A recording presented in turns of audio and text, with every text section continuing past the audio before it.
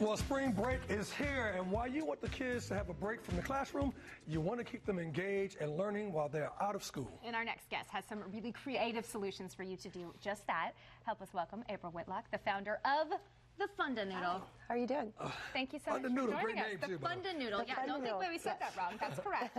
So you're really just giving parents some really great ideas to keep the kids interactive while they're on spring break. Sure. The most important thing is to try to keep them screen-free. And we want to be developing the muscles of the hand and working on their hand-eye coordination. And so you can do it as easy as before you put your eggs away, use your leftover Easter eggs. So these are the leftover Easter eggs you have here. And so we just took a Sharpie and we put on one end the uppercase B and then the lowercase b. You can still hide them. We want them moving around. Find them and match them up. And then they can practice with the jelly beans that I'm sure they got too many of. Never too many. Oh, I don't know. They can take the jelly beans and they can pick them up with their fingers, or if you have a set of tongs, and set them down on the letter. We really think children should be learning and seeing how to build letters before they start writing. How do you think that benefits a child? What we're doing is we're making a visual imprint on the brain of how the letter is formed. And at the same time, we're building up the muscles of the hand so that they'll have the hand strength they need to hold a pencil. So by the time you hand them that pencil, they've already seen, and they've seen the letter multiple times, how to match it up, how to build it, and they're strong enough that they can practice the writing. Wow. Well, what else did you bring for knocking down screen time? Yeah, well, we have our we have our magnet letters. So these are, we don't have the magnet board here, so you can use them with young children, but it's like a puzzle. So they see the pieces and they look and they figure out, how do I shape to make the letters? Take them outside, get some chalk. You take these, lay them out, let the child write on the sidewalk with the chalk and build words.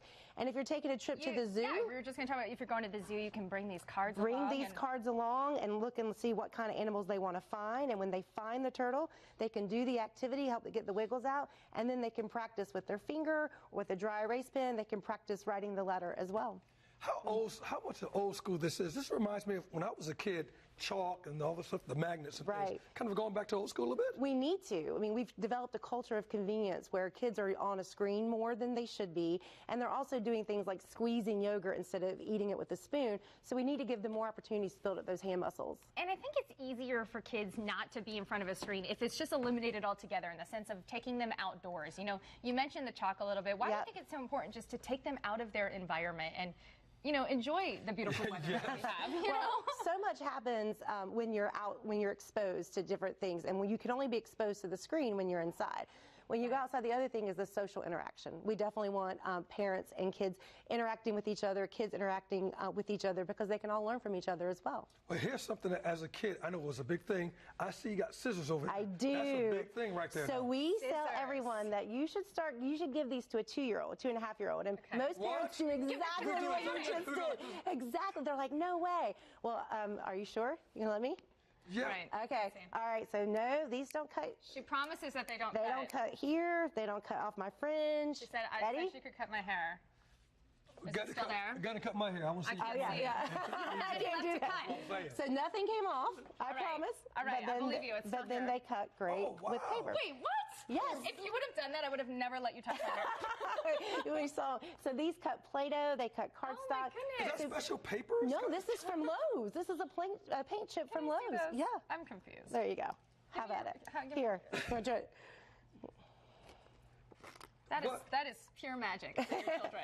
And we want you, so put a bin together of paint chips, some of your junk mail that came in, and just leave it out for your kids. You don't have to worry that they're going to give themselves a haircut or damage their clothes. Leave them out. Let them figure out how to hold it. Right. Let them build the confidence in learning themselves, and then let them practice, because this takes a long time to master the skill, and you should know it by kindergarten, and too many kids are coming to school without knowing how to do it. Do you find the kids, do you do this in a group, or are you doing it individually, or what? We do it in a variety of settings. We have product in daycares and schools across the country. And then we also have ambassadors who have play dates with moms to demonstrate and show them how to use the product and let the kids play with it. Because most moms are not going to buy these off the website. No, they're not. Right. But as soon as you demo and say, look, there's nothing that's going to happen. It's a really good hand-eye coordination. Then they'll buy them. Yeah. Where did Fundanoodle come from? Can I just ask that person? The name? Yeah. Okay, so we took a combination of fun, fundamentals, and noodling. and pulled it all together to come up with the word. And we wanted it to be,